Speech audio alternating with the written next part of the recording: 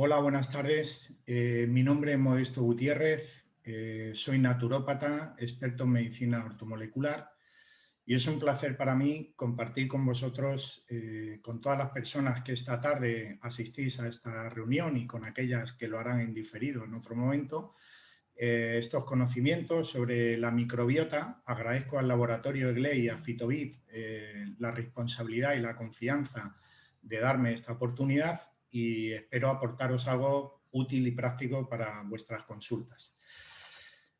El título de la ponencia va a ser La revolución de la microbiota, inflamación, sistema inmune y emociones. Nos decía Luis Pasteur que el papel de lo infinitamente pequeño en la naturaleza es infinitamente grande. Y como veremos a lo largo de esta ponencia, así es. Estas bacterias, estos microorganismos que nos acompañarán durante toda la vida, tienen un papel determinante en la salud y en la calidad de vida que podamos tener, no solo en lo físico, sino también en lo emocional. En un principio está el reino de las moneras, formado por bacterias y arqueas, protistas, algas y protozoos, animales, plantas y hongos en rangos ya más superiores. Las bacterias estaban aquí antes que llegáramos los humanos. El intestino se considera uno de los hábitats microbianos más densamente poblados que se conocen en la Tierra. Estaban aquí antes que nosotros y estarán aquí después que nosotros. Están en el desierto del Sáhara y están en el Polo Norte y en Groenlandia. Es decir, tienen una capacidad de adaptación a todos los medios. Pero aunque nuestro colon quizás sea el lugar más habitado por todos estos microorganismos, donde tenemos miles de billones de bacterias, también tenemos microorganismos en otras áreas de nuestro cuerpo, en todo nuestro cuerpo, en la piel, en la nariz, en la boca, en garganta, en pulmones, en vagina, etc. En 1683, Anton van Leeuwenhoek ya escribió sobre unos animáculos que él definía, que había observado en el tracto gastrointestinal al microscopio, un microscopio casero fabricado por él mismo, que era tallador de lentes y comerciante, no era un hombre de ciencia, sin saber que en realidad era la primera vez que alguien describía el aspecto de una bacteria. Es decir, que aunque siempre aportamos el origen de la microbiología a Luis Pasteur, este señor en 1683, 200 años antes de que Pasteur hablara de microorganismos, de bacterias, habló de animáculos, no sabía definirlo de otra manera, y ya observó esas bacterias a nivel intestinal. Casi 2 siglos más tarde, en 1861, Louis Pasteur, bacteriólogo francés, descubría las bacterias intestinales anaerobias. Y sobre esto pues ya se desarrolló todo el campo de la microbiología posteriormente. Ilya Mednikov, premio Nobel en 1908 por su trabajo sobre la inmunidad y profesor del Instituto Pasteur de París, ya había propuesto que las llamadas bacterias acidolácticas brindaban beneficios en la salud y eran capaces de promover la longevidad. Sugería que la llamada autointoxicación intestinal y el envejecimiento resultante podrían modificarse cambiando el intestino, la flora intestinal y reemplazando microorganismos proteolíticos derivados de bacterias derivadas del consumo de proteínas como los Clostridium, que producen sustancias tóxicas como fenoles, indoles, lipopolisacáridos y amoníaco a partir de esta digestión de las proteínas, simplemente siendo cambiadas por microorganismos más beneficiosos como podrían ser la familia de los lactobacilos. Casi todo lo que hoy en día conocemos o el gran respaldo que ha sufrido el conocimiento de la microbiota en los últimos años se debe a este macroproyecto internacional llamado el Proyecto Microbioma Humano, participado por más de 80 universidades y 200 investigadores durante 5 años, en el que se ha relacionado el microbioma con múltiples enfermedades autoinmunes, inflamatorias, también con cánceres, con obesidades, con síndrome metabólico, con riesgo cardiovascular, etc. Pero estas bacterias que nos habitan tienen en nuestro ecosistema intestinal no son las mismas, no son algo estanco con las que nacemos y morimos y siempre serán el mismo número de bacterias y en la misma medida, las mismas familias, sino que tienen una evolución. De la misma manera que nosotros evolucionamos o envejecemos, también nuestro ecosistema intestinal va modificándose y se va cambiando. La presencia de diferentes especies de bifidobacterias cambia con la edad, desde la niñez hasta la vejez. Bifidobacterium longum, breve, bifidum son generalmente dominantes en los lactantes, en la primera etapa de la vida, mientras que Catenalatum, adolescentis y longum son más frecuentes en adultos. Pero no solo cambia esta familia de bifidobacterias, sino que, por ejemplo, las bifidobacterias, que son las que tenemos en mayor medida en la primera etapa de la vida, en nuestra infancia, ya vemos que ocupan entre el 60 y el 70% de las bacterias que tenemos en los primeros años de vida. Vemos que cuando llegamos a la vejez llegamos con entre un 0 y un 5%, es decir, que en nuestro envejecimiento también vamos reduciendo bifidobacterias a nivel intestinal. Tenemos que hablar de clasificaciones taxonómicas, porque son términos que van a salir a lo largo de la ponencia y que conviene conocer. En la parte más alta estaría el dominio, después el reino, si es animal, fungi, protozoo, etc. El filum o filo o división, también llamada, la clase, el orden, la familia, el género, la especie y la subespecie. La verdad es que ahora cuando hablemos de bacterias y de probióticos, nos quedaremos con la parte de abajo del rango, la familia, el género, la especie y la subespecie a las que pertenece cada una de las bacterias que utilizamos en distintos probióticos.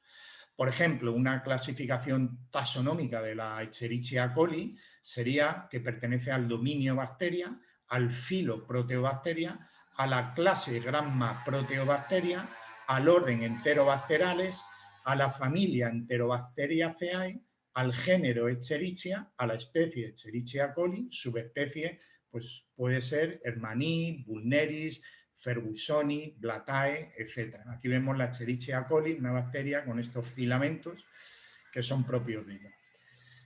Algunos conceptos para que vayamos entendiendo distintos términos que tendremos que utilizar a lo largo de la ponencia. Microbiota haría referencia a la comunidad de microorganismos vivos residentes en un nicho ecológico determinado, como el intestino, especialmente en el colon.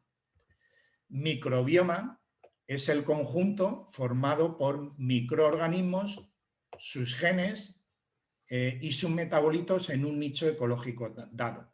Tenemos unos 232 millones de genes microbianos, cuando hablamos de menos de 30.000 genes humanos.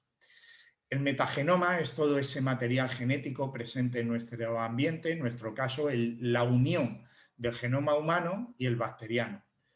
Patobiontes serían los microbios endógenos benignos que tienen la capacidad en condiciones de un ecosistema alterado, como una disbiosis, de provocar determinadas patologías. Y holobiontes, también llamados holobiontes, sería un superorganismo y hace referencia a la totalidad de organismos de un ecosistema dado, sería un todo. También existe el término metagenoma, todos los genes de la comunidad de microorganismos, metaboloma, el total de metabolitos producidos por determinados microorganismos, el transcriptoma, la cantidad de genes de transcripción en una comunidad de microorganismos, el resistoma, el reservorio de genes responsables de resistencia a antibióticos, probióticos, que son las bacterias que forman nuestra flora bacteriana, los prebióticos, nutrientes que favorecen el crecimiento de estas bacterias beneficiosas, simbiontes, que es la suma de probióticos y prebióticos, muy habitual en los probióticos que utilizamos, generalmente van en combinación de probióticos con prebióticos, buscando un mayor efecto en su instauración a nivel intestinal. Patobiontes, comensales del ser humano que bajo la influencia de un entorno adecuado pueden producir enfermedad, y bacteriocinas, que serían péptidos antimicrobianos por bacterias. Bien, tenemos 4 grandes familias de bacterias en base a las funciones que desempeñan, que sería nuestra microbiota protectora, generada por lactobacilos, bifidobacterias, bacteroides, mantienen la resistencia a la colonización en el intestino por parte de otras patógenas y previenen el asentamiento de patógenos en la mucosa intestinal. La microbiota muconutritiva, como la Laquermansia mucinifila y Faecalibacterium, aportan ácido butírico a la mucosa intestinal, potencian su integridad y activan la regeneración de la mucosa intestinal. Hablaremos bastante a lo largo de esta charla sobre el ácido butírico, estos ácidos grasos de cadena corta como el propionato, el acetato y el butirato, con funciones muy importantes a nivel intestinal. Tenemos también la microbiota inmunomoduladora, especialmente algunas familias de enterococos y de colis trabajan en este sentido, inmunomodulando, y sirven como compañeros de entrenamiento constante para el sistema inmunitario. Junto a bacterias con acción inmunomoduladora, participarían en la inmunidad y en la tolerancia inmunitaria, en el aprendizaje de ese sistema inmunitario para hacerse tolerante ante determinados estímulos. Bacterias proteolíticas de géneros de Proteus, Klebsiella, Clostridium, algunas subespecies de coli, derivadas del consumo de proteínas animales. Durante la descomposición de estas proteínas, las bacterias producen metabolitos nocivos como amoníaco, sulfuros, aminas, sustancias que pueden tener un efecto citotóxico y sobrecargar a nivel hepático, intoxicarnos. También están asociadas con la aparición de carcinoma de colon y enfermedades inflamatorias intestinales. Pero no solo es nuestro microbioma, también hablamos de un viroma, de un parasitoma, porque tenemos bacterias, arqueas, tenemos hongos y levaduras, virus y fagos, que son virus que infectan a esas bacterias, protozoos, es decir, que en realidad somos un zoológico andante. En este estudio de Nature Genetics nos habla de la composición del microbioma intestinal en base a una gran cohorte de personas sanas. Claro, esto varía mucho en una persona con patología intestinal o con una gran disbiosis intestinal, pero en personas sanas lo que se viene encontrando de media sería que la abundancia de Firmicutes sería aproximadamente el 65% de la composición de las bacterias que tenemos en nuestra microbiota. Bacteroidetes tendrían una abundancia relativa del 23% y actinobacterias en torno al 5%. El resto pues, son otras especies que se encuentran en menor medida. Aquí tenemos los Firmicutes, donde evidentemente pues, hay muchísimas familias de bacterias, donde quizá los más comunes son algunas familias de Clostridium y Lactobacillus principalmente. Luego tenemos los bacteroidetes, donde estarían como principal grupo los bacteroides, a los cuales la principal especie que pertenece a este grupo serían las Prebotellas. Y las actinobacterias, donde el principal grupo serían las bifidobacterias, esas que hablábamos que en la primera etapa de la vida son las predominantes. Aquí vemos cómo las actinobacterias en la infancia son las que tenemos en mayor medida y cómo van descendiendo a lo largo de la vida. Sin embargo, los Firmicutes y bacteroidetes las tenemos en menor medida en la infancia y en la medida vamos siendo adultos, pues ya empiezan a dominar y a ser las que tenemos en mayor composición en nuestro intestino y así va a ser también en la vejez y en la última etapa de nuestra vida. Las proteobacterias va a depender mucho también de nuestra alimentación. Estarían en segundo lugar quizá en la infancia y luego deberían ir descendiendo. Ahora, una persona que solo se alimente a base de proteínas animales, pues evidentemente tendrá abundantes proteobacterias, pero eso iría acompañado de una gran disbiosis intestinal. En distintas partes del cuerpo tenemos distinta estabilidad bacteriana, porque este predominio de firmicutes no es propio, que es propio del colon, no es exclusivo de todas las partes de nuestro organismo. Vemos como, por ejemplo, estos firmicutes que se dan en muchísima mayor medida que otras familias de bacterias en vagina o en el colon, que ocupan un poquito más de la mitad de las familias que tenemos, también en el esófago, pero sin embargo están en mucha menor cantidad en el cabello o en la cavidad oral o en el estómago, donde sobreviven muy pocas bacterias, alguna de ellas puede ser la Helicobacter pylori, ¿no? Entonces, por ejemplo, vemos como en la piel hay una predominancia de actinobacterias, como en las fosas nasales también hay más actinobacterias que firmicutes, etc. Por eso, dependiendo de dónde tenemos que trabajar o dónde queremos buscar un efecto terapéutico, no siempre tenemos por qué dar un mismo probiótico o un mismo grupo de bacterias. Va a haber bacterias con una mayor tendencia a establecerse en unas áreas y otras que dominarán en otras áreas. Bueno, aquí tenemos un pantallazo de una prueba de un paciente para deciros que, bueno, pues hoy en día tenemos bastantes herramientas para medir o para estudiar la microbiota intestinal. Esto está sacado de heces, es una medición que se hace en heces y vemos aquí cómo nos miden los grupos mayoritarios, la microbiota mucoprotectora, reguladora, proteolítica. Aquí nos hacen distintos ratios entre firmicutes y bacteroides, bacteroidetes o bacteroides prebotella.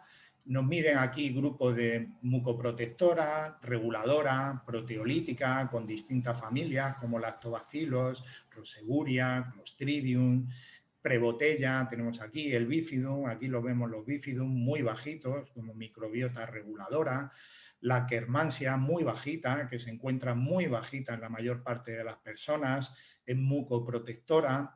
Bueno, aquí también nos miden un módulo fúngico de Candida, Candida albicans, Saccharomyces cerevisiae, Aspergillus.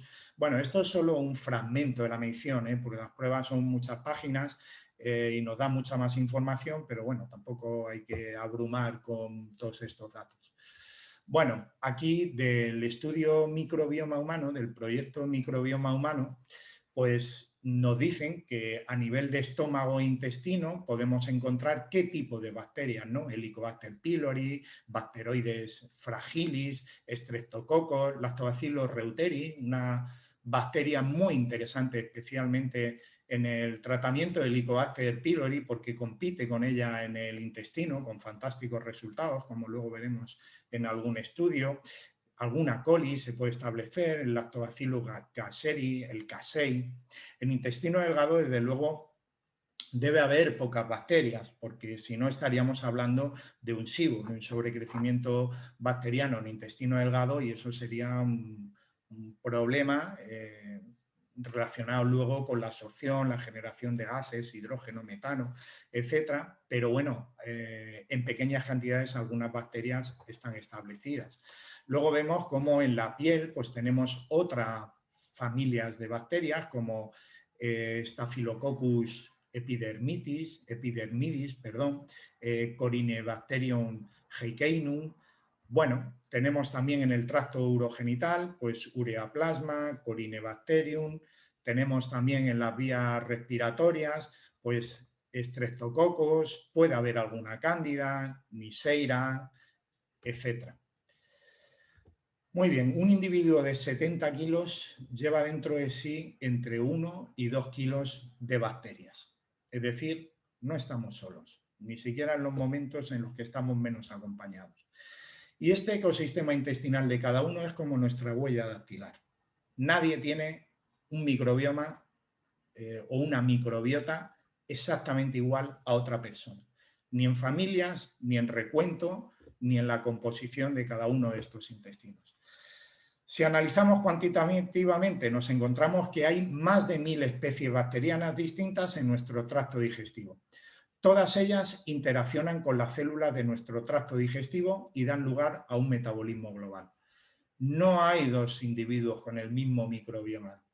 Cuando nos damos un beso, como estos niños en la boca, puede haber un intercambio de unos 800 millones de bacterias. Es decir, besar puede servir como probiótico.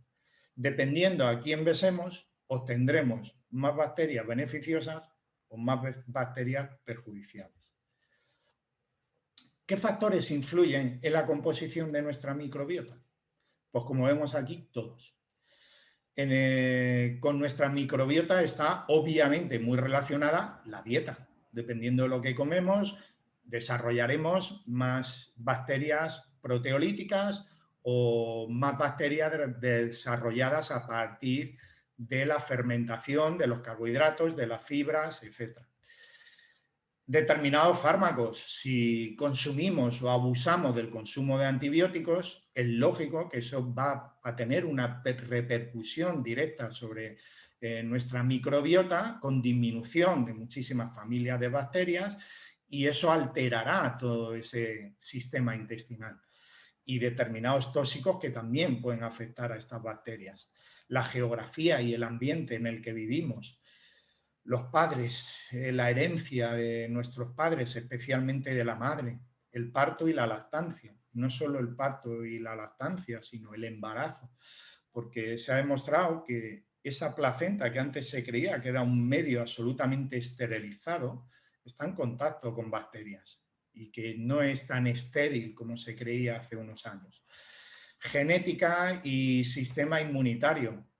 La edad, como hemos visto, a lo largo de la edad va cambiando nuestra formación de colonias de bacterias. Si hacemos más o menos ejercicio, el estrés tiene una afectación directa sobre nuestra microbiota y sobre nuestro intestino, ojo, a través de la secreción de interferón gamma, o cómo puede influir también el cortisol en todo esto. La higiene, más o menos higiene, y no siempre más higiene es más saludable. Cuando hay un exceso de higiene, también se sabe que hay una deficiencia o una dificultad para que nuestro sistema inmunitario madure, como está pasando hoy en día con el abuso de la higiene, de antibióticos y de vacunas que impiden que el sistema inmunitario haga su función. El sexo, si somos hombres o mujeres, cómo influyen también nuestras hormonas en todo esto. Bien, para que la microbiota pueda hacer adecuadamente su función y sea eubiótica, el medio intestinal debe ser fisiológicamente anaerobio y ácido. Y esto es algo que son dos condiciones opuestas al resto del organismo, donde los tejidos necesitan oxígeno, mientras que en el intestino no. Y el resto del organismo es ligeramente alcalino, como es lo en nuestra sangre, entre un 7,36 y 7,42 de pH. Sin embargo, prácticamente el intestino y la vagina y el estómago serían las áreas donde necesitamos una mayor acidez, ¿no? Especialmente el intestino por las secreciones, el estómago por las secreciones gástricas es especialmente ácido, pero para que las bacterias acidófilas se instauren en el intestino necesitan un medio ácido. Bueno, aquí tenemos un estudio en el que se ha hecho por parte de un grupo de investigadores israelíes, hecho en agosto del 2016, y nos habla de estimaciones revisadas del número de células humanas y bacterianas en el cuerpo. Habitualmente se venía diciendo que tenemos 10 veces más bacterias que células, pero en base a este estudio, publicado en PLOS Biology, nos dice que tenemos unos 30 billones de células humanas y unos 40 billones de células bacterianas. Sigue siendo muchísimo y seguimos teniendo más bacterias que células humanas. Funciones de la microbiota intestinal. Pues una muy importante es unirse a los patógenos, potenciando el bloqueo de la unión de este patógeno a la mucosa. Suministro de nutrientes esenciales porque fabrican algunas vitaminas del grupo B, especialmente la biotina, también la vitamina K.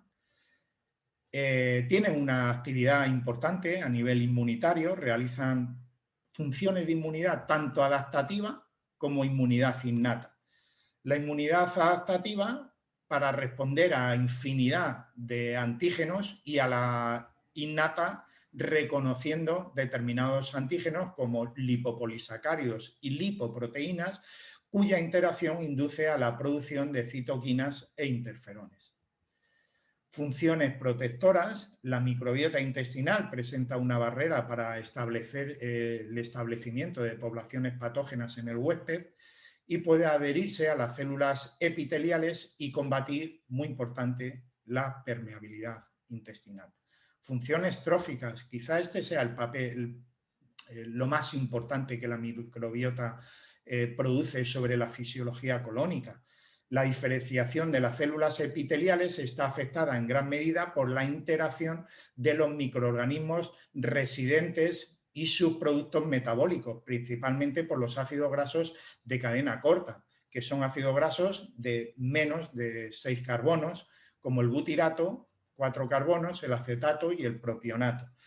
El que en mayor medida se encuentra es el acetato, y quizá el más activo, del que hoy en día más conocimiento tenemos, es el butirato.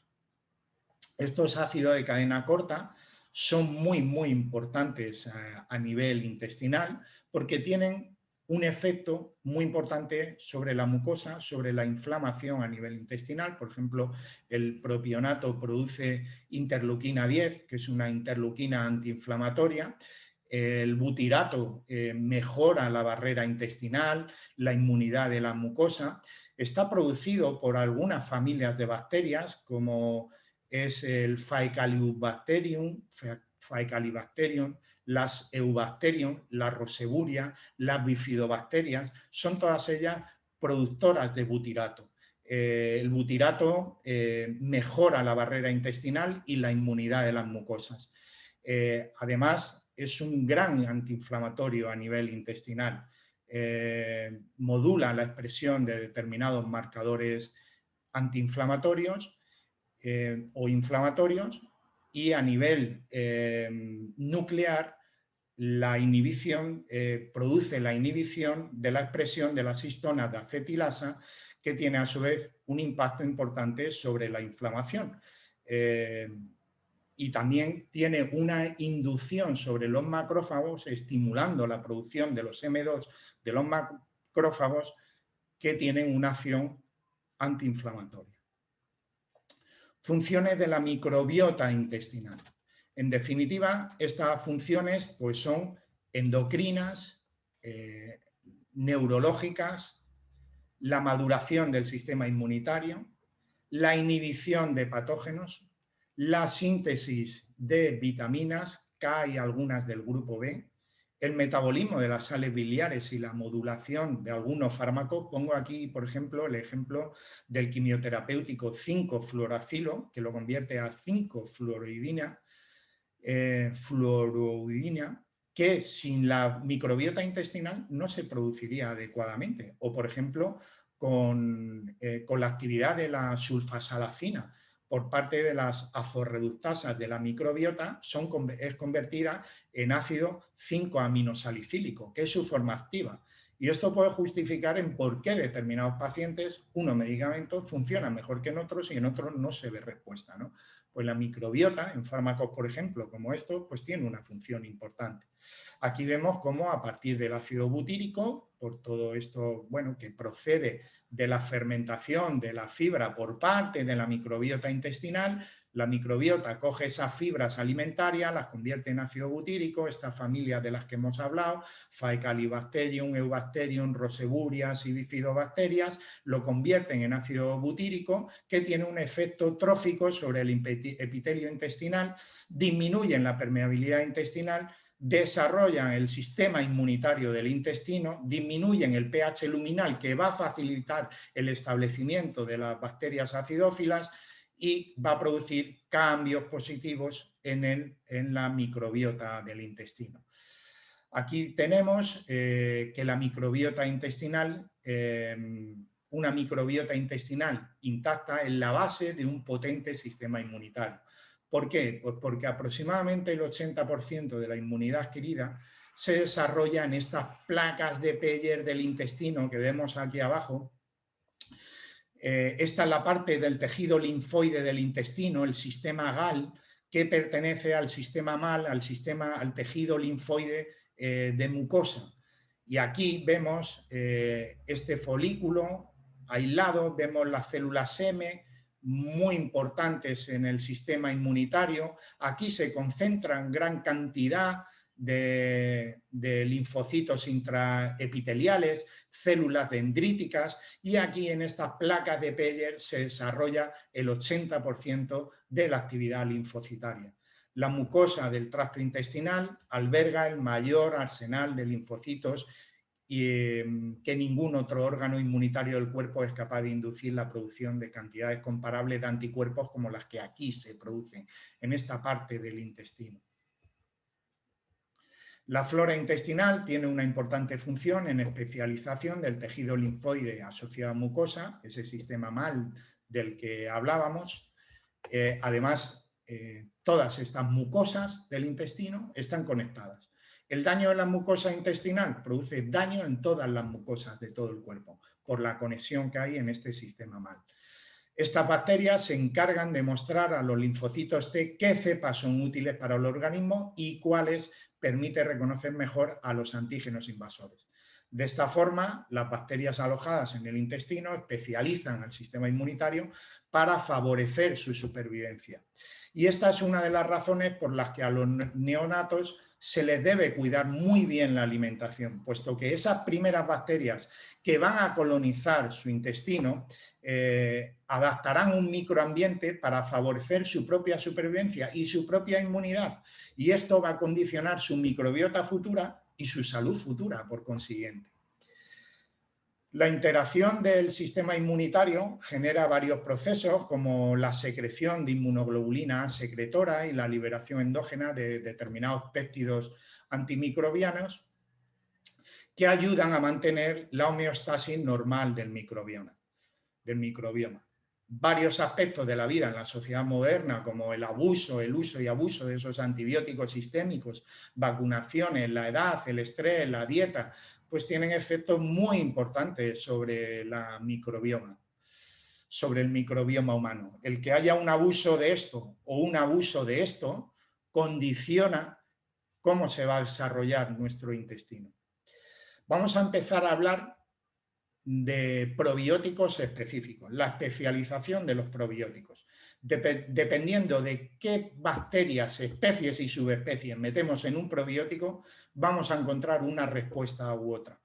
Entonces llega el momento de entender que todo no vale para todo y que hay bacterias muy específicas que tienen una función sobre determinadas reacciones bioquímicas en nuestro organismo. Aquí tenemos un producto de Gley, Immuniflora, compuesto por fructooligosacáridos, siempre de base la inulina, que va a ser un prebiótico. Esto va a ser un alimento para nuestro intestino, para generar ese butirato del que hemos hablado anteriormente, ese ácido butírico tan importante en la inflamación, en la barrera intestinal, en la nutrición de las células intestinales, y una mezcla probiótica de cepas acidolácticas con 4.500 millones de unidades formadoras de bacterias, donde metemos Bifidobacterium breve, Lactis, Rhamnosus, Lactobacillus rhamnosus y Lactobacillus paracasei, además acompañado de Saccharomyces boulardii. Estas cepas se ha demostrado que son capaces de inhibir in vitro el crecimiento de microorganismos patógenos como listerias, salmonelas, shigella, así como la replicación de distintas cepas de rotavirus. En este estudio vemos cómo se ha demostrado que la salmonela entérica disminuye la capacidad de adhesión en presencia de Lactobacillus paracasei presente en esta fórmula. También aquí presentamos un par de estudios donde se demuestra que Lactobacillus paracasei y Lactobacillus rhamnosus sobreviven al paso gastrointestinal y que no se ve afectado por los jugos gástricos y aparece en las heces de bebés. Se ha descubierto que el uso de Bifidobacterium lactis proporciona el mejor resultado en el tratamiento y prevención de enfermedades del tracto respiratorio, tanto en duración como en frecuencia. Esas amigdalitis, sinusitis, laringitis, traqueitis se ven muy mejoradas por el aporte de Bifidobacterium lactis. Aquí en British Journal of Nutrition presentamos un estudio en el que se hablaba del aislamiento, identificación y caracterización de 3 cepas probióticas para Casei, Breve y Rhamnosus de las heces de lactantes alimentados exclusivamente en leche materna. Es decir, si la leche materna pretende mejorar la inmunidad del bebé para que vaya madurando su sistema inmunitario, está favoreciendo el desarrollo de estas bacterias y estas bacterias van a formar parte de la inmunidad del bebé. Pues bien, es lo que encontramos en los bebés alimentados con estas leches maternas. Niños alimentados exclusivamente con leche materna presentan elevados recuentos de bifidobacterias en heces, entre el 40 y el 60% del total de su microbiota, y donde Bifidobacterium breve se encuentra en un porcentaje muy importante. Existe un porcentaje de lactobacilos, especialmente Casei, Paracasei y acidófilos, entre otros, aunque en mayor recuento y medida que las bifidobacterias. El 90% de la microbiota cultivable del intestino de los niños amamantados estaría compuesta por bifidobacterias, mientras que solo entre el 1 y el 15% estaría compuesto de lactobacilos, enterococos y coliformes. Este estudio, que se realizó en 2014, nos habla del consumo de Bifidobacterium lactum por adultos mayores sanos y concluía que mejoraba la actividad fagocítica de monocitos y granulocitos. O este otro, que nos hablaba de que la protección contra la infección por el virus de la influenza en ratones que habían sido alimentados con Bifidobacterium breve. Tanto bifidobacterias como lactobacilos inhiben el crecimiento de especies patógenas, producen ácido acético, reduciendo el crecimiento, por ejemplo, de la Candida albicans, un hongo colonizador que todos conocemos, producen sustancias antibióticas naturales, produciendo un efecto protector frente a determinadas infecciones, estimulan el crecimiento de los niños amamantados por facilitar la retención de nitrógeno, son además una fuente de antígenos que inducen a la formación de anticuerpos, juegan un papel protector de los efectos secundarios de la terapia antibiótica. Después de los antibióticos siempre deberíamos regenerar ese intestino con bacterias saludables, de bifidobacterias y lactobacilos. Ayudan a producir lactasa, la enzima que digiere la lactosa, el azúcar de la leche, que mejora esa digestibilidad de la leche y previenen las alergias. La coincubación de la cepa de Bifidobacterium breve con células dendríticas disminuye la producción de citoquinas proinflamatorias como la interleuquina 8 y el TNF-alfa, y de quimiocinas como el CCL2 y el CCL5. Las citoquinas quimiostáticas las quimiocinas son citoquinas quimiostáticas que participan en la actividad de los leucocitos en procesos inflamatorios. También en la vigilancia, en la memoria y en la respuesta inmunitaria, en la inflamación, en el desarrollo y función del sistema inmunitario, están muy involucradas en el cáncer y en metástasis. Existen distintos tipos de quimiocinas como las CC, en las que vemos esta CCL2 y CCL5, que se ven afectadas por Bifidobacterium breve, otras CXC, C, etc. Pero tienen una función muy importante en multitud de procesos. En un estudio clínico multicéntrico aleatorizado con doble ciego, controlado con placebo, realizado en 100 voluntarios, se ha demostrado que la ingesta de estas 3 cepas, Breve, Rhamnosus y Paracasei, ejercen efectos inmunomoduladores muy positivos. Modulan el equilibrio de la respuesta TH1-TH2, tienen un efecto antiinflamatorio, disminuyen los niveles de IgE, de inmunoglobulina E, que vemos tan elevados en pacientes con alergias, con cuadros atópicos, etc., y protegen la mucosa intestinal. Aquí vemos en un estudio que se hizo comparado con placebo, midiendo los niveles de interleuquina 4, en negrita los niveles de interleuquina 4, en blanco cómo partíamos aquí en el grupo placebo, ¿no?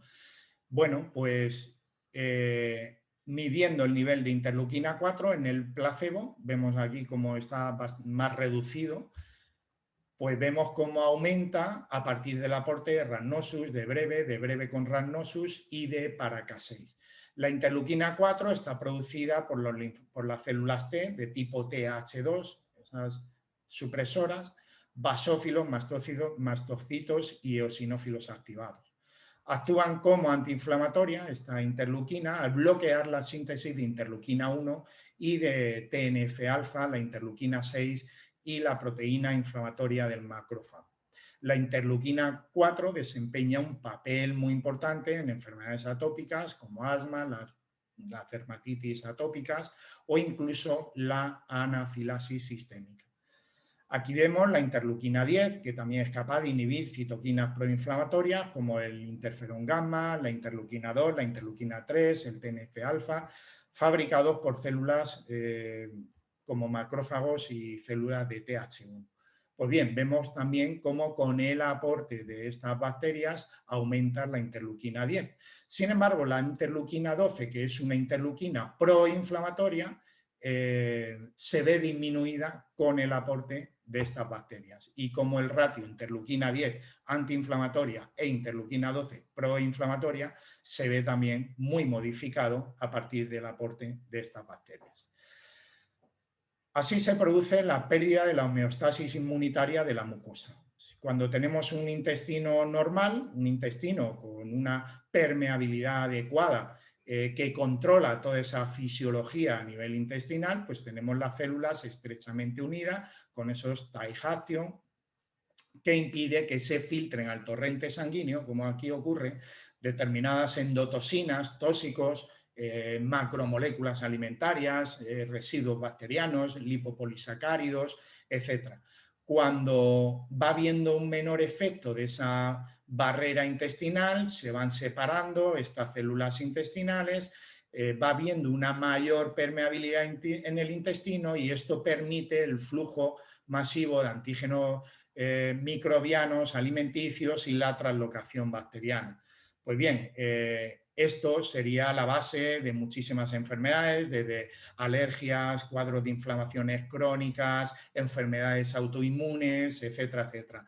Personas con enfermedades crónicas o con gran cantidad de enfermedades o con varias enfermedades autoinmunes, siempre tenemos que prestar especial atención al intestino porque es el origen de donde se está produciendo la mayor parte de las enfermedades que van desarrollando. Aplicaciones terapéuticas de Immuniflora, pues es inmunoestimulante e inmunomodulador, lo podemos utilizar en personas con baja actividad inmunitaria y al mismo tiempo con personas con enfermedades autoinmunes. ¿Por qué? Porque lo que va a modular es la respuesta inmunitaria, lo que va a modular es la respuesta TH1, TH2. En ningún momento va a producir ni una inmunosupresión ni una exacerbación en la respuesta inmunitaria, sino una modulación de esa respuesta. Es anticancerígeno, importante en afecciones víricas como gripes, catarros, etcétera, asmas, alergias, enfermedades atópicas de la piel como dermatitis, urticarias, pruritos. Mucha atención a estos cuadros que siempre vienen del intestino. La piel es la consecuencia del problema que se está produciendo a nivel intestinal y es donde se está manifestando el problema intestinal, cuyo origen está a nivel, el problema intestinal se manifiesta en la piel, pero el origen está en el intestino. Enfermedades del tracto respiratorio, amigdalitis, sinusitis, traqueitis, laringitis, etc. Un producto diseñado para el tracto gastrointestinal, para todo el sistema digestivo, desde el estómago hasta el recto. Gastroflora, una base de fructooligosacáridos, siempre 90% inulina. Recordemos la inulina, prebiótico, favorece la producción de butirato y de ácidos grasos de cadena corta y una mezcla de bacterias ácido-lácticas como Bifidobacterium breve, Lactis, Longum, Rhamnosus y Paracasei. Además, se le añade Saccharomyces boulardii y Bifidobacterium longum. Aquí vemos un estudio del 2020 donde nos habla que Bifidobacterium animalis es importante para la salud metabólica, una revisión de investigación. En esta revisión el objetivo era destacar la investigación de Lactis relacionada con la obesidad, la salud metabólica y la microbiota. La investigación actual apoya la hipótesis de que la disbiosis intestinal conduce a un desequilibrio del proceso inflamatorio y a la pérdida de la integridad epitelial. Y ese puede ser luego el origen de otros problemas que se desarrollan a partir de ello. Los componentes bacterianos como lipopolisacáridos que se escapan del intestino pueden provocar inflamación sistémica crónica y de bajo grado. La evidencia científica sugiere que el Lactis puede ralentizar muchos de estos procesos prejudiciales a través de múltiples vías de señalización, como respaldan ciertos estudios mecanicistas in vitro e in vivo. Aquí este estudio del 2018 nos habla de los efectos de Bifidobacterium animalis lactis sobre el tiempo de tránsito colónico y los síntomas gastrointestinales en adultos con estreñimiento funcional. Un ensayo doble ciego aleatorizado, controlado con placebo y rango dosis. Las conclusiones son que Bifidobacterium lactis mejora el estreñimiento idiopático crónico y lo hacía incluso en dosis bajas y a partir del día 28 de administración.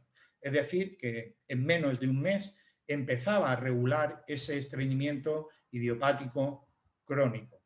Se ha demostrado un efecto beneficioso para la salud en numerosos estudios clínicos dentro de la salud gastrointestinal y la función inmunitaria, y otros estudios han demostrado la supervivencia de Lactis a través del tracto gastrointestinal, que sabemos que a veces nos preocupa de si estas bacterias van a atravesar la acidez del jugo gástrico y van a llegar al colon. Pues se ha demostrado que atraviesa ese estómago de manera intacta, que llega al intestino y que mejora la función intestinal. Tiene un efecto protector también sobre la diarrea, porque es modulador en la mucosa intestinal. Entonces, como ayuda al control de la diarrea, de la misma manera también ayuda al control del estreñimiento. Y una forma de tratar esas diarreas asociadas al antibiótico como efecto secundario del antibiótico es el aporte en cantidades suficientes de lactobacillus del Bifidobacterium animalis lactis. Aquí vemos también el efecto de otra bifidobacteria, como el longum, en pacientes con síndrome de intestino irritable. ¿Cuántos tenemos de estos, verdad?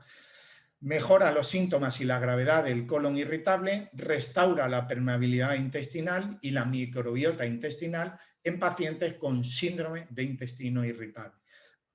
Ahí vemos esa ruptura de la barrera intestinal, esa disfunción de la barrera por el daño de la mucosa, favorece esa permeabilidad, se produce respuesta autoinmune o cuadros alérgicos, con lo cual siempre en una persona con problemas intestinales, o sea, con problemas de autoinmunidad, tenemos que tener en cuenta esta barrera intestinal, que la agreden determinados tóxicos, determinados microorganismos, proteolíticos. El gluten, ojo, no podemos tratar una enfermedad intestinal sin retirar el gluten y la gliadina de la dieta, porque el gluten es una de las sustancias alimentarias que más agreden esta barrera intestinal por las modificaciones genéticas que se han hecho sobre el trigo actual. La zonulina está involucrada en la inmunidad innata intestinal, es una proteína que une estos enlaces de unión para que no se separen estas células, y sin embargo la vemos elevada esta zonulina en pacientes con varias enfermedades autoinmunes, como la enfermedad celíaca y la diabetes tipo 1 y muchas otras, en la que la disfunción de las uniones estrechas intercelulares intestinales parece ser el defecto primario. También en enfermedades inflamatorias, alergias, infecciones recurrentes, cánceres, encontramos un exceso de zonulina. Y claro, pues la ruptura de la zonulina permite que estas células se vayan separando y eso pues, produce bacteremias, inflamación sistémica, autoinmunidad, alteraciones a nivel neurológico, porque muchas veces la ruptura de la barrera intestinal en muchas personas, y especialmente, por ejemplo, en autismo, va asociada a una ruptura de la barrera hematoencefálica y permite que gran cantidad de los tóxicos que acaban alcanzando el torrente sanguíneo lleguen al cerebro y produzcan una neurointoxicación y neuroinflamación. Puede producir alteraciones coronarias, hepáticas, renales, en vías respiratorias y en pulmones, próstata, cáncer, en artritis reumatoide, insulinoresistencia o síndrome metabólico. Es decir, que aquí tenemos la clave de gran parte de lo que a menudo nos encontramos en consulta y que si hacemos simplemente un estudio clínico a nivel sintomático y olvidamos el origen de la mayor parte de los problemas de nuestros pacientes que acuden buscando ayuda, solo vamos a poder paliar sus problemas. Pero si buscamos una verdadera curación, aunque necesitemos tiempo en el abordaje de estas patologías tan crónicas, degenerativas y todo esto, le podemos aportar muchísima calidad de vida de una manera constante y definitiva a nuestros pacientes. Aquí vemos un estudio de Alessio Fasano en el que hablaba de la zonulina y su regulación en la función de la barrera intestinal, la puerta biológica a la inflamación, la autoinmunidad y el cáncer. Aquí tenemos otro estudio en el que se hablaba del efecto ansiolítico de Bifidobacterium longum, cómo involucra vías vagales a través del nervio vago o neumogástrico para la comunicación entre el intestino y el cerebro. Ese décimo par craneal que comunica intestino y cerebro, tanto de una manera aferente como eferente, se ve involucrada por las señales de señalización, por la señalización de determinadas bacterias, como por ejemplo Bifidobacterium longum. Conclusiones de este estudio. En las colitis asociadas a problemas nerviosos están mediadas por el nervio vago o neumogástrico. El efecto ansiolítico de longum, ansiolítico, hablamos de una bacteria al intestino, pues el efecto ansiolítico de longum disminuye la excitabilidad de neuronas entéricas, puede enviar señales al sistema nervioso central, activando las vías vagales a nivel del sistema nervioso entérico. Lactobacillus rhamnosus, otro componente de la fórmula gastroflora, reduce la frecuencia y duración de la diarrea, estimula el sistema inmunitario aumentando la actividad fagocítica de la sangre y células peritoneales, induce la pérdida de peso en mujeres, reduciendo la masa grasa y las concentraciones de leptina circulante, y también muestra propiedades antiobesidad y antiinflamatorias. Reduce citoquinas proinflamatorias y disminuye la respuesta inmunoinflamatoria en enfermedades atópicas como rinitis, dermatitis, etc. Y Saccharomyces boulardii, un añadido en la fórmula. Modificación en la célula en la respuesta proinflamatoria. Diversos estudios demuestran que Boulardii actúa como agente antiinflamatorio para reducir la expresión de interleuquina 8, interleuquina 6 e interleuquina 1 beta, y reduce la inflamación por bloqueo del factor nuclear kappa B y de la activación de la AMPK, la proteína de quinasa activada por AMP. Efecto trófico de la mucosa intestinal. Provoca una estimulación de las enzimas de la membrana del borde en el cepillo intestinal, como la lactasa, la sacarasa isomaltasa, glucoamilasa, maltasa y alfa-trealasa, como consecuencia de la liberación de Boulardii de poliaminas como la espermina y espermidina, que estimulan la maduración de los enterocitos. Además, mejora la síntesis intestinal de los receptores de inmunoglobulinas y la secreción de inmunoglobulina secretora. Existen varios estudios de alta calidad sobre esta bacteria, que es Bifidobacterium bifidum, que sugiere que Bifidum aporta importantes beneficios en muchas afecciones. Helicobacter pylori, por ejemplo, síndrome de intestino irritable, restauración de las bacterias intestinales después de la quimioterapia. Después de la quimioterapia deberíamos esperar un tiempo antes de aportar probióticos. Hay estudios que demuestran que el paciente se encuentra tan debilitado que incluso bacterias saludables podrían producir efectos nocivos en estos pacientes. Entonces, primero habría que recuperar a ese paciente a nivel energético, habría que generar una sobrenutrición, el aporte de aminoácidos, especialmente pues, aminoácidos que ayuden a recuperar pues, tanto la mucosa como la debilidad muscular que tienen esos pacientes. Habría que aportar también un aporte extra de vitaminas, de minerales, de ácidos grasos poliinsaturados y una vez recuperado, luego aportar probióticos. Sería importante.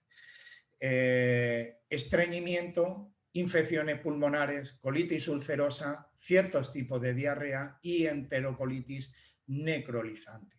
Aquí vemos este estudio donde le atribuyen todas estas funciones a Bifidobacterium bifidum. Es un miembro clave en la microbiota intestinal temprana, como hemos dicho, porque es de las primeras bacterias que se establecen en los bebés amamantados con leche materna. Y aquí otro estudio que demuestra que alivia el síndrome de intestino irritable y mejora la calidad de vida de estos pacientes. ¿Dónde podemos utilizar gastroflora? Pues en toda patología del tracto gastrointestinal, diarrea, estreñimiento, gastritis, coadyuvante en el tratamiento de Helicobacter pylori, intolerancia a la lactosa, estomatitis y glositis, halitosis, diarrea, fatiga crónica, enfermedades hepáticas, flatulencias, colitis, disbiosis intestinal, parásitos y recolonización tras tratamientos antibióticos. Un producto muy interesante, Inflamiflora. Vamos a ver cómo la flora bacteriana tiene esa capacidad de controlar la inflamación a través de distintas vías de señalización. Inflamiflora, como siempre, compuesto por una base de inulina como prebiótico y bacterias como Bifidobacterium lactis, Bifidobacterium longum subespecie ES1 y Lactobacterius rhamnosus. Ahora veremos las propiedades de S1 que son muy interesantes y todo esto añadido con Saccharomyces boulardii que tiene las propiedades anteriormente descritas. La inflamación podemos decir que es el primer elemento que rompe el equilibrio de la homeostasis intestinal. Todo lo que hemos hablado antes de esa permeabilidad intestinal, de esa ruptura de los enlaces de unión, de la liberación de zonulina, del daño sobre la mucosa, viene precedida de un proceso inflamatorio. Primero se alteraría la microbiota, después la capa de mucus que tapiza el epitelio intestinal y que alberga esa microbiota y por último se alteraría el propio epitelio intestinal y su funcionalidad, que sería la inmunomodulación, la inmunorespuesta, la tolerancia antigénica y la permeabilidad del intestino.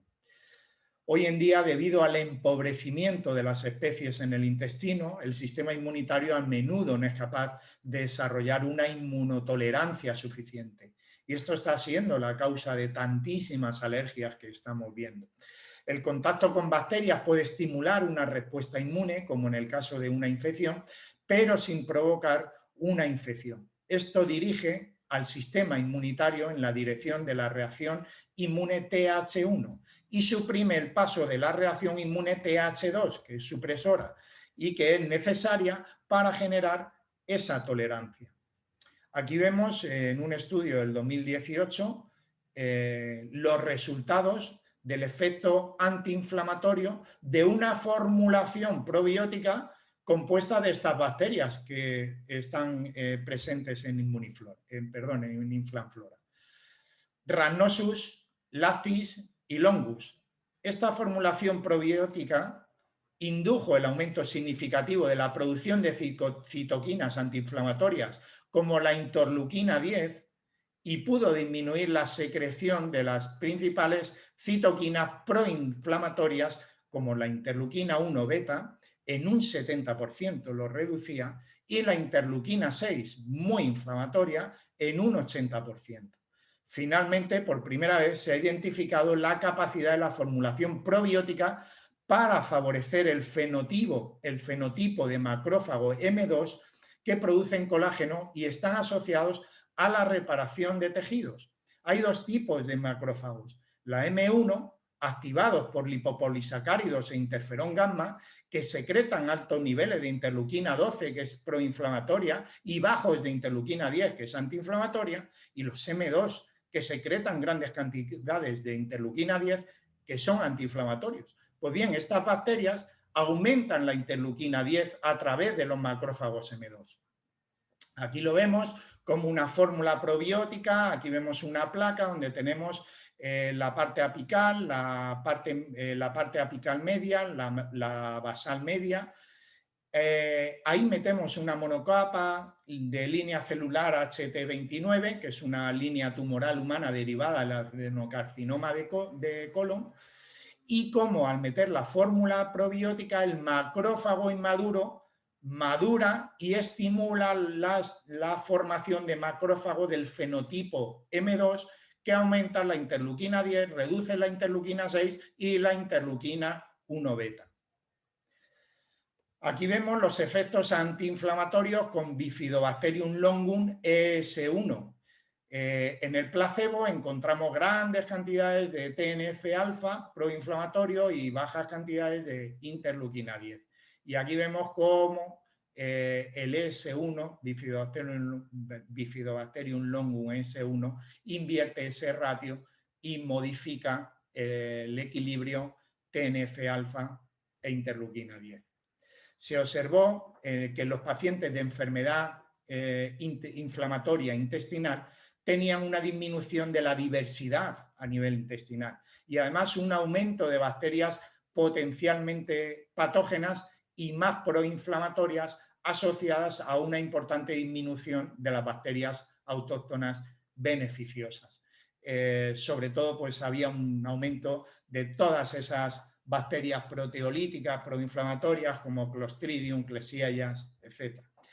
La permeabilidad intestinal mediada por esa zonulina de la que venimos hablando es importante para la patogénesis de muchas enfermedades inflamatorias crónicas. Permeabilidad intestinal va asociada a inflamación crónica. La zonulina se produce como respuesta a las bacterias dañinas, la cual elimina las bacterias al abrir las uniones estrechas. Aparte del crecimiento excesivo de bacterias, el gluten ayuda a liberar esta zonulina, favoreciendo esa permeabilidad.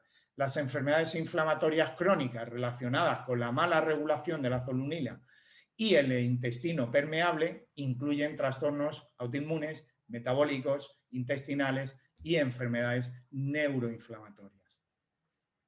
Inflamiflora estaría, por tanto, indicada en enfermedad celíaca, donde la bacteria más importante es el Longum ES1, en enfermedad de Crohn, en enfermedades inflamatorias intestinales, colitis ulcerosa, diabetes tipo 2, inflamación crónica de bajo grado, artritis, desórdenes autoinmunes, obesidades, infecciones fúngicas y levaduras como cándida, enfermedad del tracto respiratorio, protección, prevención del cáncer de colon.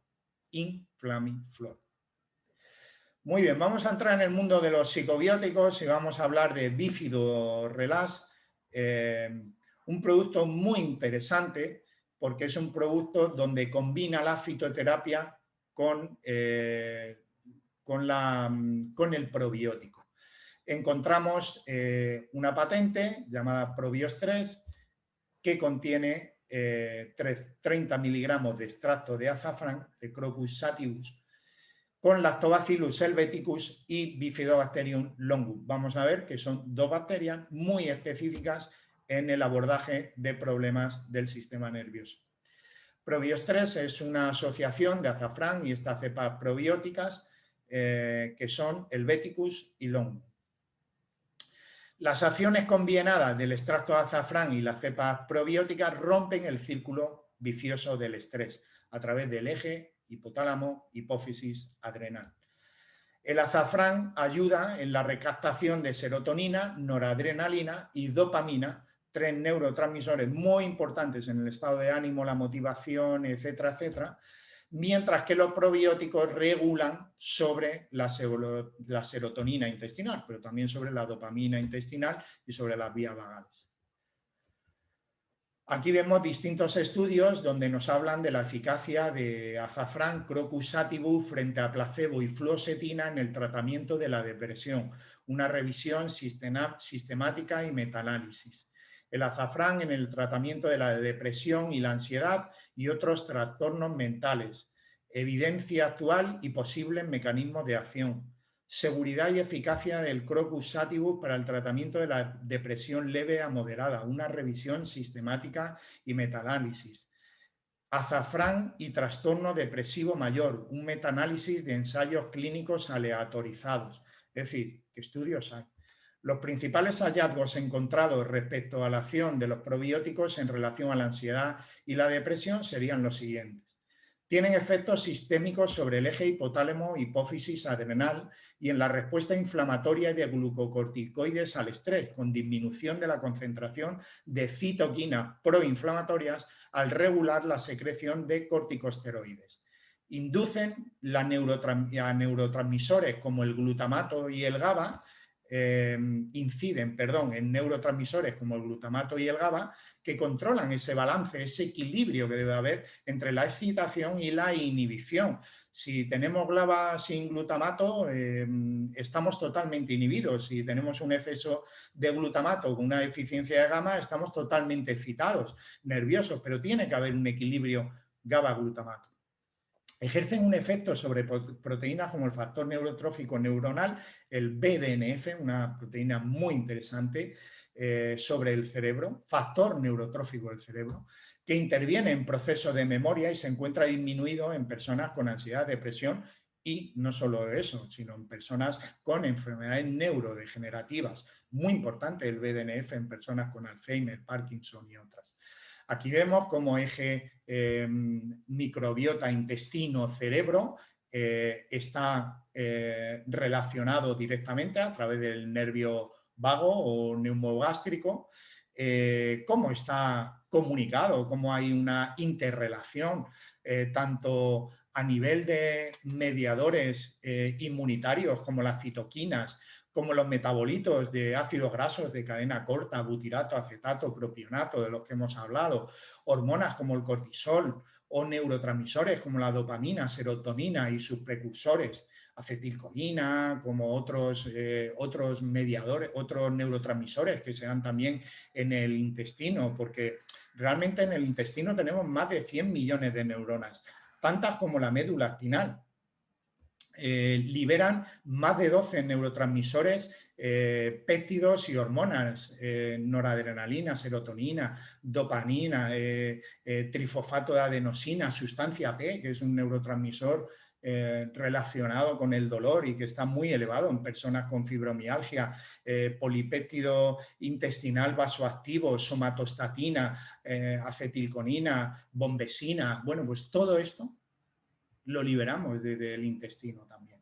Entonces, esta comunicación vagal entre el intestino y el cerebro es la que ha determinado que finalmente pues, se le denomine al intestino el segundo cerebro, aunque quizá fue el primero, si se generó antes que el intestino.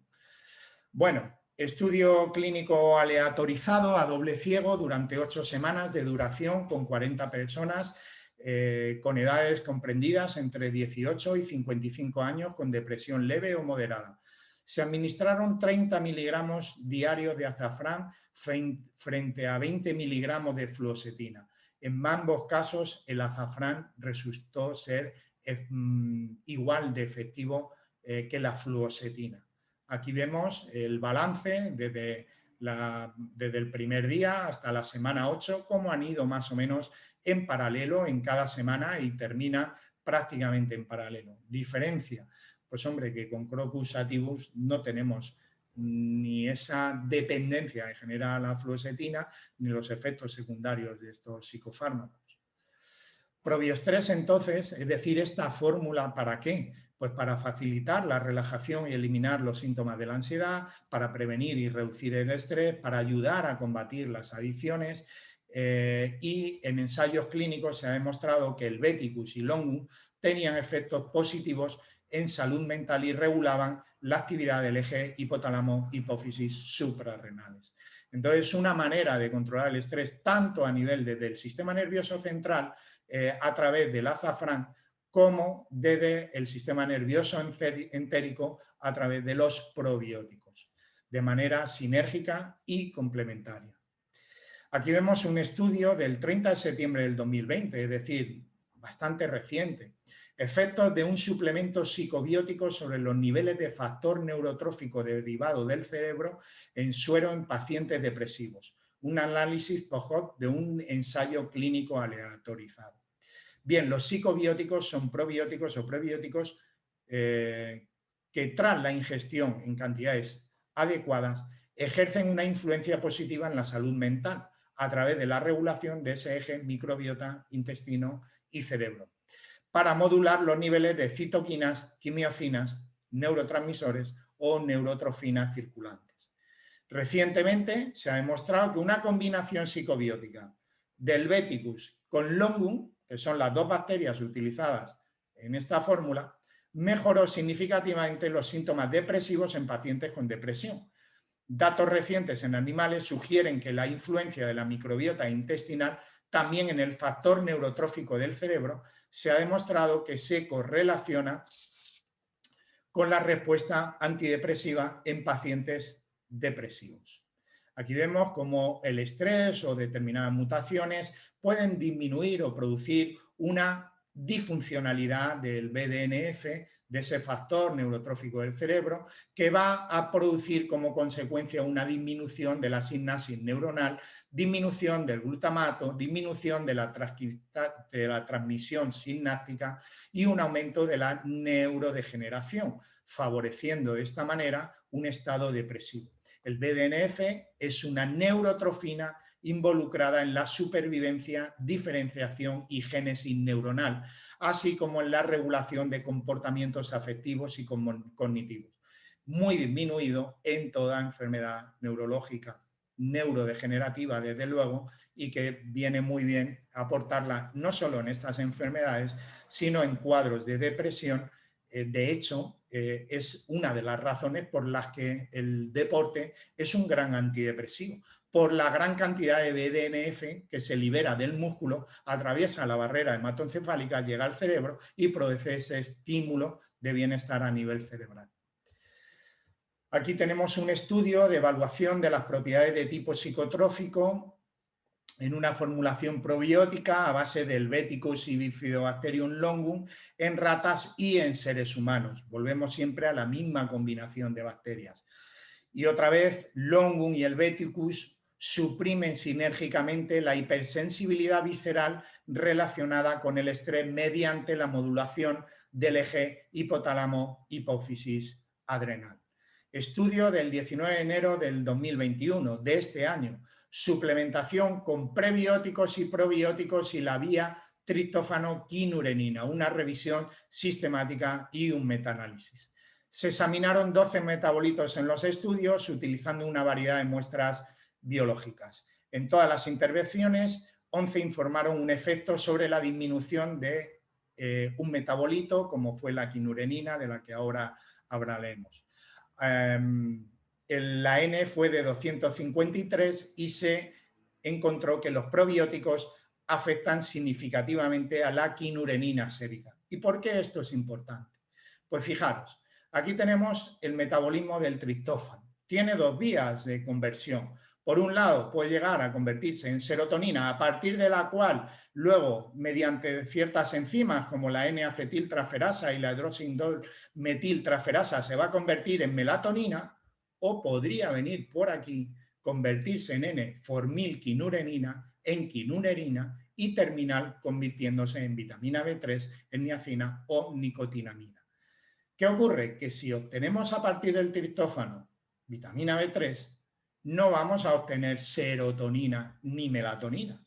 Y esta es la razón por la que a determinadas personas como antidepresivo no le funciona el triptófano. Sin embargo, sí le funcionaría el 5-HTP, porque a partir del 5-HTP no podemos obtener quinurenina.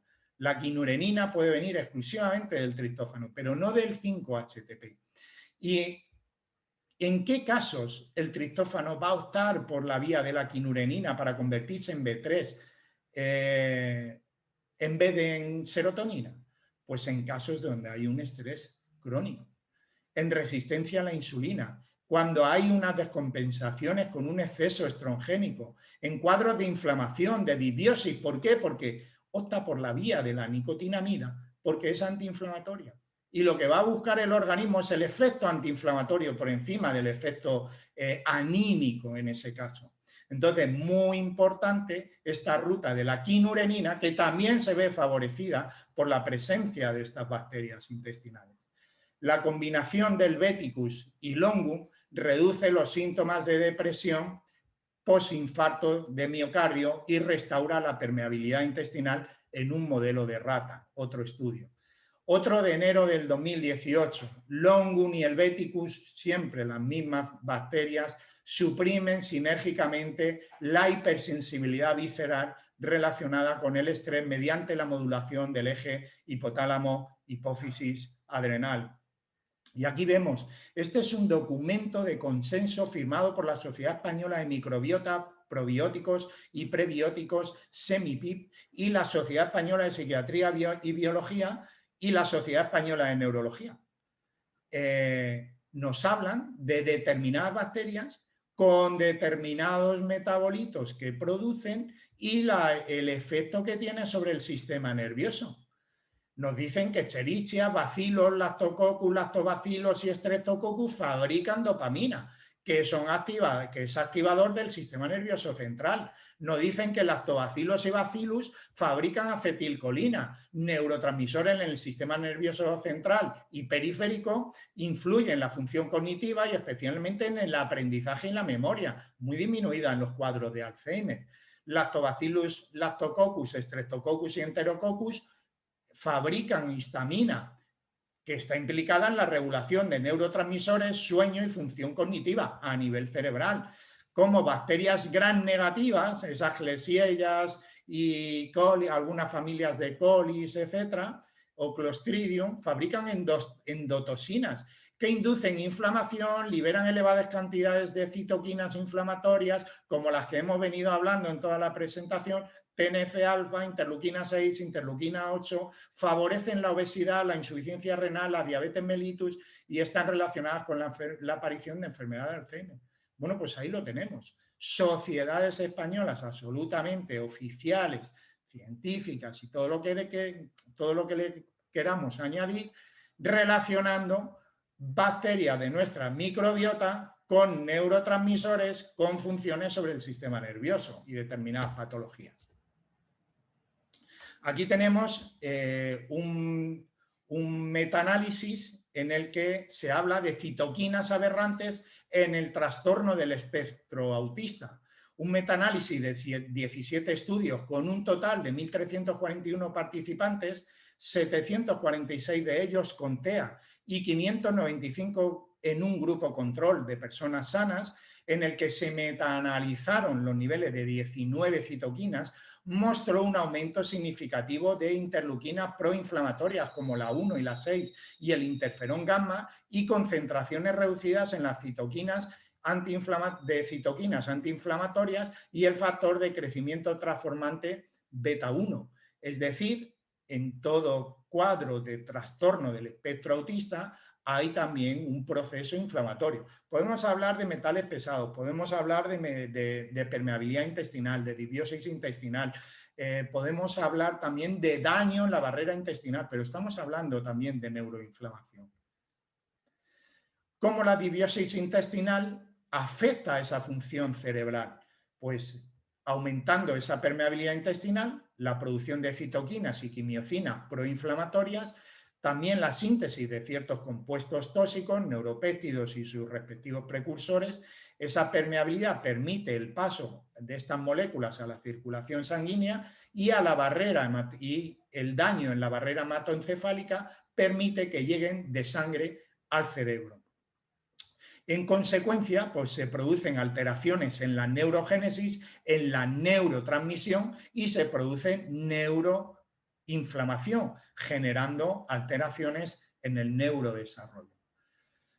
Aquí tenemos un estudio del 2019 en el que, al comparar la microbiota de personas sanas con las de pacientes con trastorno depresivo mayor, se ha encontrado que tienen un perfil diferente, que no es lo mismo ese ecosistema intestinal. Las que presentan la enfermedad tienen niveles disminuidos de bifidobacterias, lactobacillus y faecalumbacterium, que son aquellas bacterias que generaban ese ácido butírico a partir de las fibras, y un incremento de especies de proteolíticas como Clostridium, Streptococcus, Klebsiella, Oscillobacter, etc. Aquí tenemos otro estudio en el que nos dice que se ha descubierto que algunos componentes de la microbiota tienen capacidad de influir en el estado de ánimo, lógicamente, y modificar el comportamiento en muchos aspectos, como la respuesta a la ansiedad, reducir marcadores inflamatorios, y recordemos que reducir la inflamación significa que a partir del triptófano podemos fabricar serotonina en vez de quinurenina y finalmente niacina. Inhibir la activación vagal, regular los mecanismos de estrés, promover la síntesis de ácido graso de cadena corta y aumentar la disponibilidad de la serotonina, por esta vía que acabamos de hablar. Por tanto, Bifido Relax en estrés, ansiedad, depresiones, astenias, sería un producto muy recomendado. Y por último, un producto infantil a base de probióticos muy interesante. Cada vez nos estamos encontrando más niños con estos problemas a nivel intestinal y a nivel de inmunidad y a nivel de microbiota, y con alergias y con problemas intestinales y dermatológicos, etc. Pues aquí tenemos una ayuda para ellos que nos puede ser una gran herramienta en consulta. Volvemos a la base de fructooligosacáridos de inulina como prebiótico para ese ácido butírico, Saccharomyces boulardii, 1.000 millones de células vivas, Lactobacillus reuteri, una bacteria fantástica, Bifidobacterium lactis, Rhamnosus, Breve, Paracasei, Longunes 1 y por último un añadido de vitamina D3. Lactobacillus reuteri versus triple terapia para la erradicación del Helicobacter pylori en la dispepsia funcional. Un estudio de octubre del 2019. El grupo de L. reuteri más pantoprazol presentó una tasa de erradicación del 65% en comparación con la tasa de curación del 74% en el grupo que recibió la terapia con pantoprazol, amoxicilina y claritromicina. Evidentemente, como podemos ver, son diferencias poco relevantes, sin embargo, ahorraríamos todos esos efectos secundarios de una triple terapia antibiótica. Conclusión, L. reuteri es una buena alternativa para pacientes con dispepsia crónica para la erradicación del Helicobacter pylori. Su eficacia es similar a la triple terapia. Resultados de este estudio en el que valora L. reuteri versus simeticona en el tratamiento del cólico infantil. Resultados: 83 bebés completaron el ensayo, 41 en el grupo de probióticos y 42 en el grupo de simeticona. Los bebés fueron similares en cuanto a edad gestacional, peso al nacer, sexo y tiempo de llanto al inicio del estudio. El tiempo medio diario de llanto en los grupos de probióticos y simeticona fue de 159 minutos día para el grupo reuteri y 177 minutos día para el grupo simeticona, una diferencia de 18 minutos. En cuanto al séptimo día y sin embargo, lo que ocurrió es que en el séptimo día ya había unas diferencias mínimas en favor de reuteri en el séptimo día, pero las diferencias significativas se dieron a partir de ahí, donde reuteri consiguió 51 minutos al día de llanto y 145 minutos se mantuvo prácticamente el día 28 el grupo simeticona. El día 28, 31 pacientes, el 95%, respondieron en el grupo de probióticos y 3 pacientes, el 7%, respondieron en el grupo simeticona. La verdad es que Lactobacillus reuteri es una cepa maravillosa para el tratamiento del cólico infantil, y esto, las madres están muy desesperadas con esto porque la verdad es que lo pasan muy mal con ese llanto tan significativo de los niños durante tanto tiempo. Aquí tenemos un estudio del julio del 2020 donde se habla cómo la presencia de Lactobacillus longus S1 permite mejorar la respuesta antiinflamatoria, aumentó la interleuquina 10 y marcadores como la zonulina también mejoraron, reduciendo la permeabilidad intestinal. Otro estudio en el que Saccharomyces boulardii, otra parte de la composición del producto, que es un microceto resistente a los antibióticos. De esas cosas se puede dar junto a un probiótico porque el probiótico no afecta a la presencia de Saccharomyces boulardii. Tiene capacidad para contrarrestar microorganismos patógenos como Candida albicans y Escherichia coli y puede producir proteasas específicas contra bacterias como Clostridium.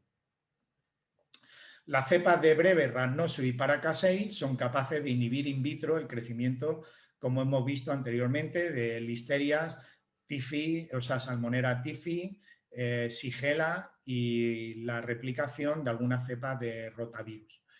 Y este producto añade la vitamina D y no es mala idea y es un gran beneficio que además tenga vitamina D junto con los probióticos. La vitamina D, su principal fuente es el sol y la vitamina D que tomamos a partir de un suplemento, cuando es una vitamina D3 natural, suele venir de la lanolina presente en la lana de oveja. Pues bien, la vitamina D es la deficiencia de vitamina D es una epidemia que estamos viviendo hoy en día. Sabemos que al 90% de los pacientes a los que se les hace una petición de vitamina D en sangre es deficiente o por lo menos tiene un estado subóptimo de vitamina D y que la dieta no puede cubrir los requisitos diarios, aunque algunos alimentos lácteos o algún pescado graso puede tener algo de vitamina D, nunca podría compensar. Las necesidades diarias serían 20 minutos, 30 minutos de sol diario en todo el cuerpo en las horas centrales del día sin protección solar. ¿Quién hace eso diariamente durante todo el año? Nadie, ni podemos ni tenemos esa disponibilidad de sol para hacerlo. En verano porque nos quemaría y nos abrasaría y en invierno porque pasaríamos frío si estuviéramos desnudos. Por lo tanto, la única opción que queda es suplementar con vitamina D. La vitamina D ayuda a mantener un epitelio intestinal y una mucosa intestinal sanas. Es que esto es muy importante, porque esto va a favorecer que las bacterias se asienten en el intestino, que se puedan instaurar a nivel intestinal. Muchos estudios encontraron que la señalización de la vitamina D modifica la cantidad y distribución de las proteínas de unión. La vitamina D regula ascendentemente el ARN mensajero del péptido antimicrobiano y la expresión de proteínas, incluyendo la catelecidina, defensinas y la lisocima. Los péptidos antimicrobianos secretados por células de Paneth en el intestino serían mediadores de la composición del microbioma y son componentes importantes en la respuesta innata del intestino. Por eso, añadir vitamina D en este probiótico puede ahorrar el suplementar con vitamina D en otro producto que muchas veces los niños, si hay que darles varias cosas, tanto las madres tienen miedo y a veces se niegan, y a veces los niños pues tienen dificultad para tomarlo. De esta manera tenemos dos productos en uno. Aquí tenemos un estudio también bastante reciente, de noviembre del 2020, en un estudio de cohorte de 1.157 bebés, descubrió que la suplementación con vitamina D está asociada a cambios bacterianos en el microbioma de un bebé. Los cambios detectados pueden influir en la susceptibilidad al asma o a infecciones virales respiratorias. Aplicaciones, por tanto, de ProJunior FS: inmunoestimulante, inmunomodulador, infecciones víricas, infecciones intestinales bacterianas, candidiasis, en diarreas, en disbiosis, en enfermedades inflamatorias intestinales de los niños y enfermedades autoinmunes también de los niños. Con todo esto, pues muchas gracias a todos los que habéis sido capaces de llegar hasta aquí, agradeceros mucho vuestra atención y deciros que ahora pues pasaremos al turno de preguntas. Ha sido un placer para mí y pasamos a las dudas que tengáis.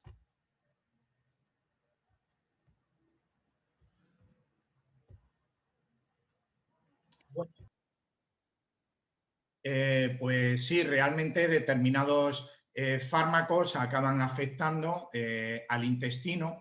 Por ejemplo, pues se sabe que ansiolíticos y algunos fármacos, bueno, es que cada fármaco afectaría de manera diferente, pero se sabe, por ejemplo, que muchos ansiolíticos afectan al complejo migratorio motor, a esas ondas de limpieza a nivel intestinal que pueden favorecer posteriormente el desarrollo de un SIBO. Eso sin entrar en otros cuadros en los que hay ya cierta evidencia a nivel neurológico, ¿no? Pero sí es verdad que a nivel intestinal podría afectar a los movimientos peristálticos intestinales y a las ondas de limpieza del intestino y de distinta forma favorecer cierta disbiosis. Todo estaría también en relación a la dosis y al tiempo. Evidentemente, el tomar a lo mejor un antidepresivo durante 2-3 meses no produce grandes efectos, pero hay personas que llevan 20, 30 años tomando este tipo de fármacos donde finalmente sí acaba habiendo unas consecuencias. Nos pregunta Emilio, ¿es necesaria una buena...? Sí, bueno, no sé si Emilio Sainz nos dice, ¿es una pregunta o es una afirmación? ¿Es necesaria una buena microbiota para reducir los procesos alérgicos? Sin duda, es necesaria una buena microbiota para estimular la respuesta TH2 que va a frenar los efectos alérgicos y relacionados con el exceso de histamina. Clara, cómo el exceso de determinadas cepas también puede ser perjudicial. Lo ideal sería siempre hacer prueba para medir la microbiota, ¿no? Bueno, en el organismo todo está basado en el equilibrio. Evidentemente, excesos de determinadas bacterias potencialmente más dañinas o más patógenas serían mucho peor que excesos de determinadas bacterias más beneficiosas, pero, por ejemplo, pues cuando hacemos un estudio de la microbiota y nos permite saber si este paciente tiene un exceso, una deficiencia de más flora proteolítica o mucorreguladora o protectora, o tiene una deficiencia de prebotellas o de acidófilos o de bacterias acidófilas de lactobacilos o de bifidobacterias, nos permite hacer una prescripción mucho más personalizada y adaptada a los verdaderos requisitos de cada persona. Claro, es como cuando tenemos un estudio en sangre de vitaminas y minerales del paciente o en cabello, ¿no? Pues también nos permite hacer una prescripción más personalizada. Muchas veces, en vez de dar un multinutriente, damos si el paciente en sangre tiene la B12 baja, pues a veces podemos dar un complejo B completo, pero muchas veces si tiene la B9 bien y el resto de vitaminas del grupo B están bien, pues damos solamente la B12 y damos una vitamina aislada en función de los requisitos del paciente.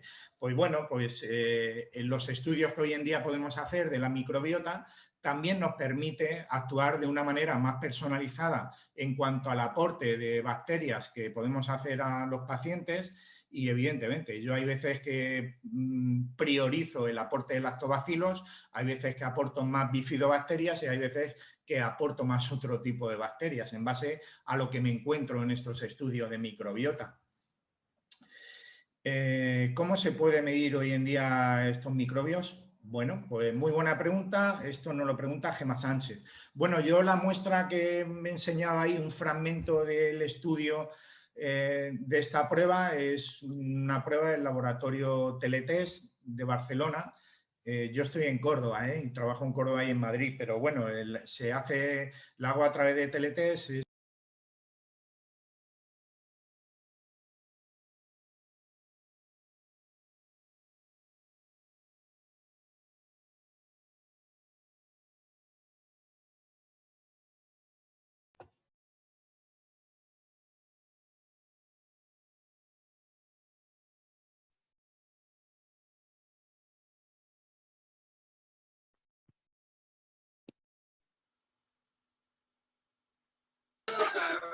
Tiene el micrófono desconectado.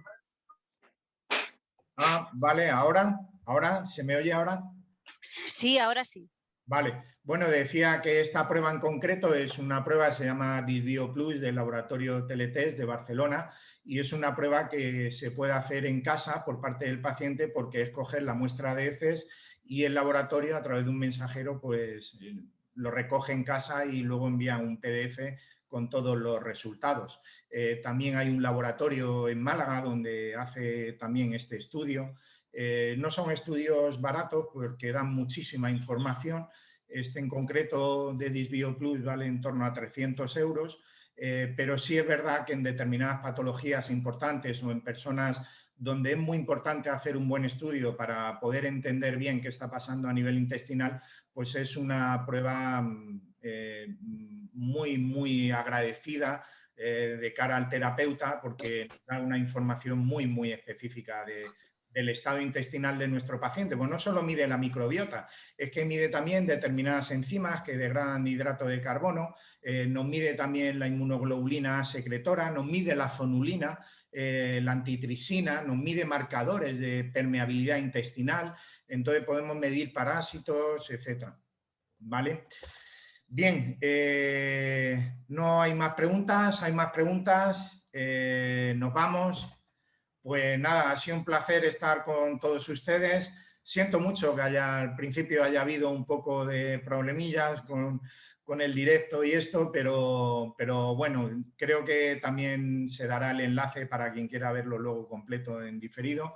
Y ha sido un placer compartir con todos vosotros esta charla y espero haberos aportado algo por el esfuerzo que habéis hecho con vuestro tiempo estando estas horas escuchando. Un abrazo para todos y encantado de haber compartido este tiempo con todos. Muy bien, hasta luego.